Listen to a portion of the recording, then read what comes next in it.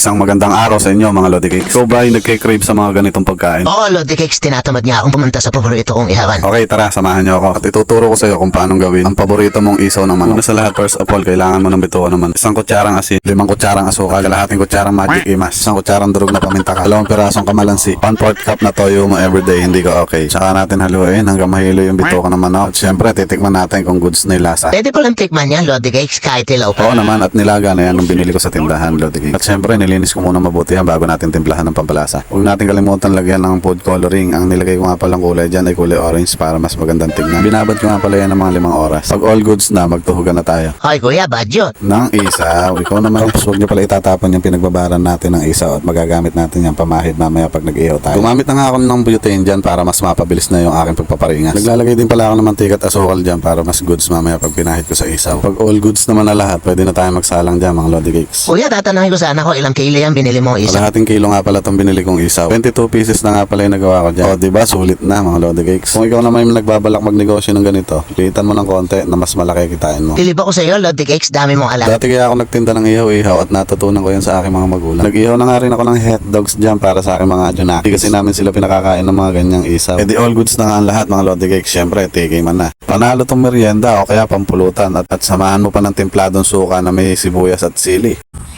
So, nananakam na nga ako mga Lodi Cakes. Titikman na nga natin tong isaw. Tingnan natin kung goods na goods. Sama na itong mabisang sausawan.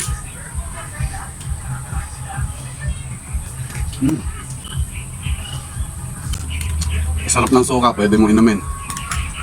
Parang hindi ko nalasahan yung unat. Sana Saka na tayo ulit ng pangalawa. Maraming sibuyas, oh.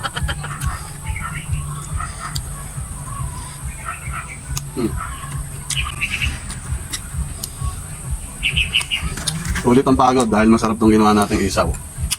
Kung may natutunan kayo sa aking video, paki-like, follow, and share na lang po mga Lodi Cakes. Bye-bye! Parang hindi ko nalasahan. Paano masabi? Bye-bye!